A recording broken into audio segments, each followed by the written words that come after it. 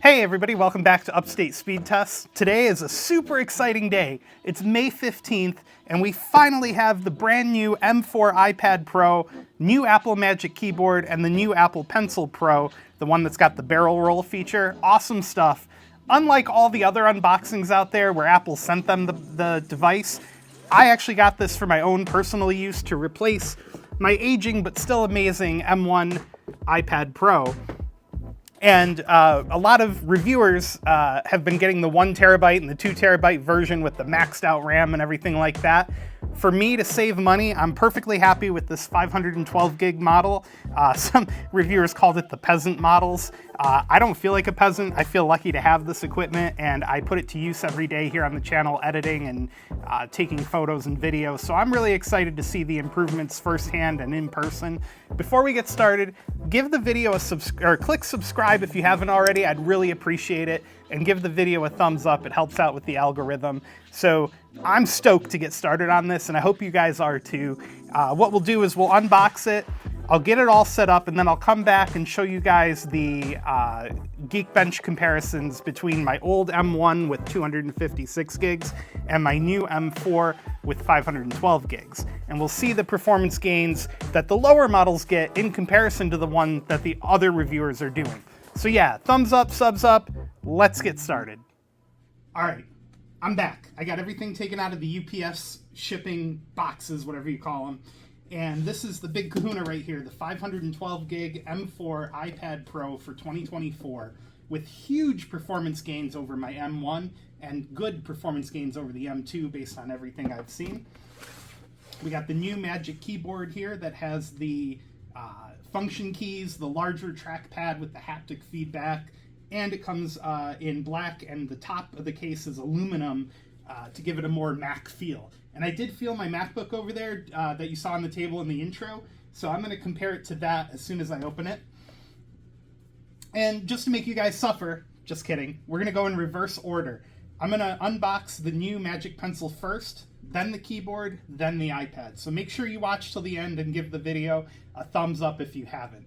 Oh, and as always, this video is expensive, so links to support the channel are down in the video description if you want to, but you totally don't have to. All right, so we've got this super fancy plastic wrap free packaging. There's the first tab. We'll pull that sucker out. Now, one thing to keep in mind about the new generation of Apple Pencil is that it is not backwards compatible with older iPads. And at the same breath, the Apple Pencil 2 for the previous generation does not work with the new one because of the way they had to rearrange the charging mechanism to support the front-facing camera on the iPad moving to the top. So you get your Apple guides here. And also, down the line, if you guys are looking to save money on this, make sure you watch out because there are really convincing fakes on the internet of Apple Pencils all over eBay. Even on Amazon, I think I've run into some. So here's the new Apple Pencil Pro.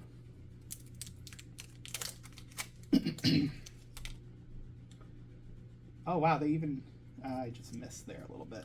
All right, so there's the new Apple Pencil Pro, and you know it's Pro because it says it right on the top. Feels extremely similar to the Apple Pencil 2, maybe just a little bit more heavy on the top because of the new haptic feedback motor that's inside of it. I definitely think it feels a little more weighted on the top part of it. I could be crazy, but it definitely feels that way.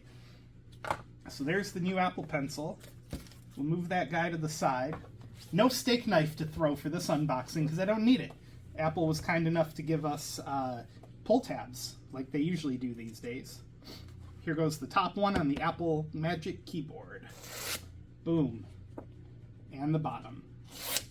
Oh, I love that sound. All right, so let's slide it out.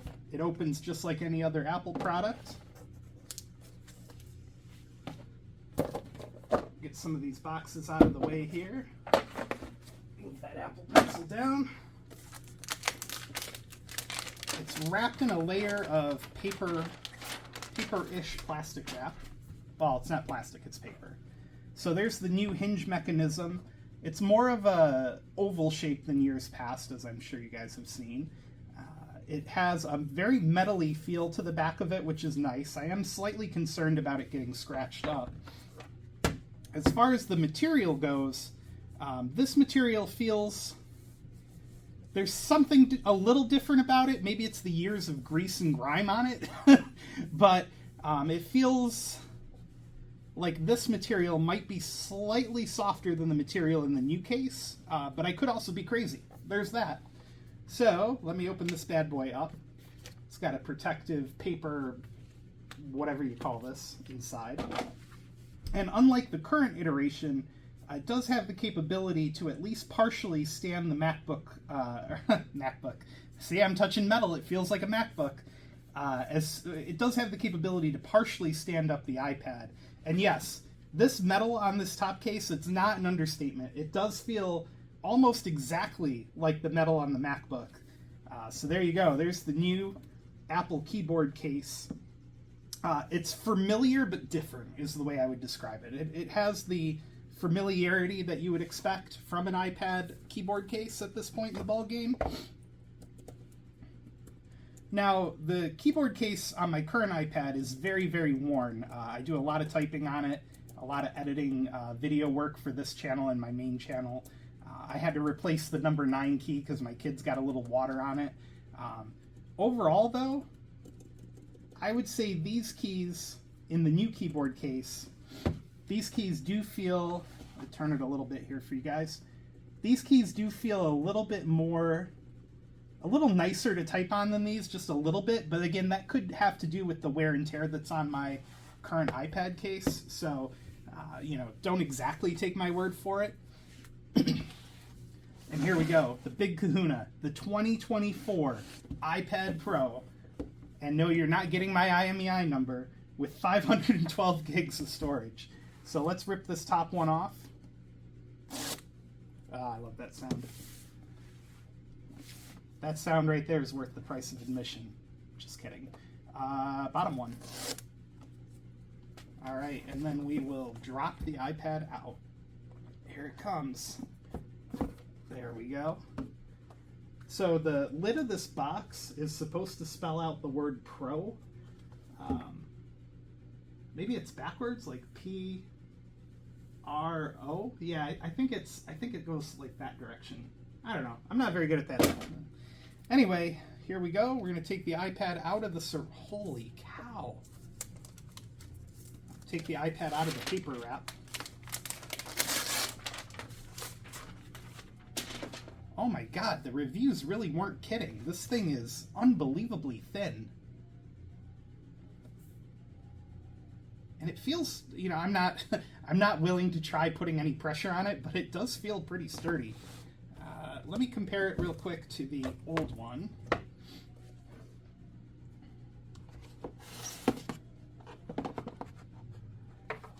So I don't know how good this is going to translate on camera, but there they are side by side. And you can clearly see the new camera up top there. You can also clearly see how dirty my M1 iPad Pro is. Holy cow. Now, I will say the camera on the upper portion of the original iPad does look like it's slightly larger. Maybe that's the Face ID camera that I'm looking at?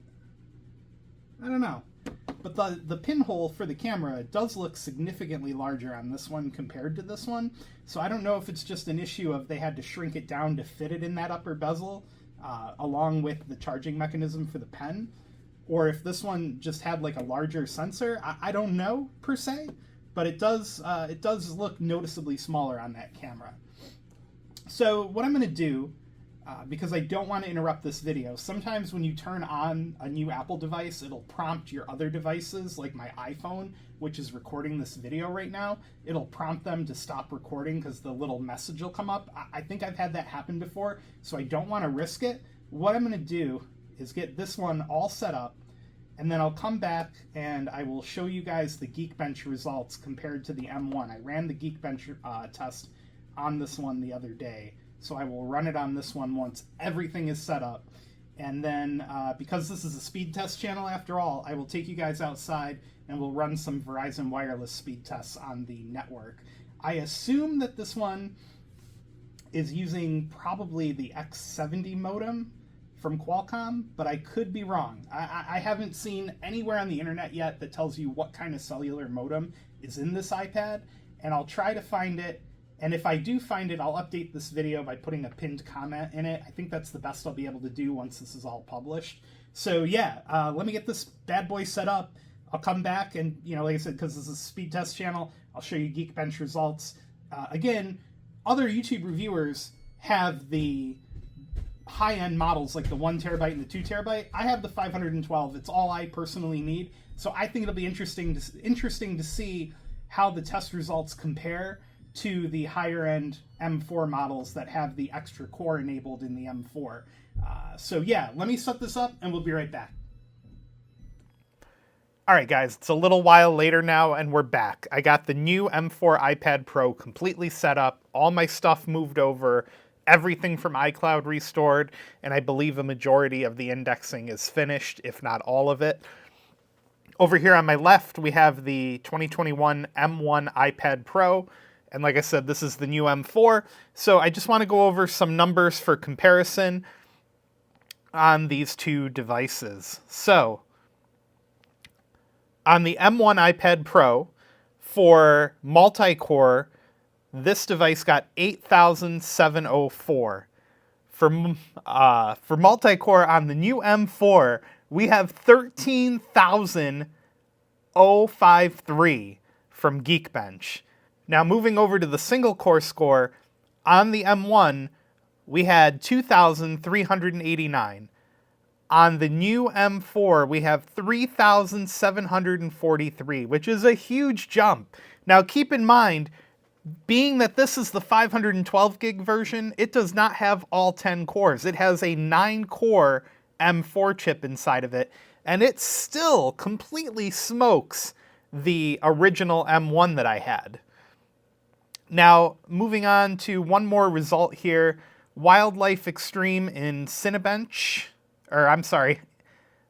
Wildlife Extreme in 3D Mark, we had a result on this device of 8,179. On the original M1, it was 5,124. Huge performance gains across the board, even with the bin chip in the 512 gig version. Incredible. I am so thrilled to have this better performance. I think it'll really show in things like editing in Final Cut that I often do on the iPad for convenience sake, and in things like editing my thumbnails, which sometimes had issues over on the old M1, although I'm not 100% sure that it was related to the device specifically. So, now that we've gone over the numbers, because again, this is a speed test channel, when I get to a spot with better cell reception than my basement, because it's just not worth testing here, nothing exciting happens, I will run a bunch of speed tests on this for you guys and add them into this video. First, we're going to take a second and hear from our video sponsor, Circledin. If you want to get the full postpaid experience but not pay the single line prices on postpaid, Circledin has your back. Let's take a look. Today's video is brought to you by Circledin. Circledin.com lets you split the cost of a wireless family plan from major providers like Verizon, AT&T, or T-Mobile, and even from prepaid providers like Cricket or Google Fi. And now they've even added the capability for you to split the cost of a streaming service from places like Netflix, HBO, Hulu. Check them out at Circledin.com. Thank you again for supporting the channel. It's the next morning now, and I have the iPad Pro M4 here all fired up, set up, and we're connected to 5G ultra wideband. The tower is like 3 blocks from here maybe, so it'll be an interesting test. It's not the greatest coverage over here, but it's good enough in my opinion. And it looks like we're gonna get close to 270, 260 on the down. 39 millisecond ping, loaded ping times are high. Jitter at 2 milliseconds. And the upload is bad, but not surprising for mid-band given our distance to the tower at this moment. And I'll run it again later in another spot that I know the signal is decently strong.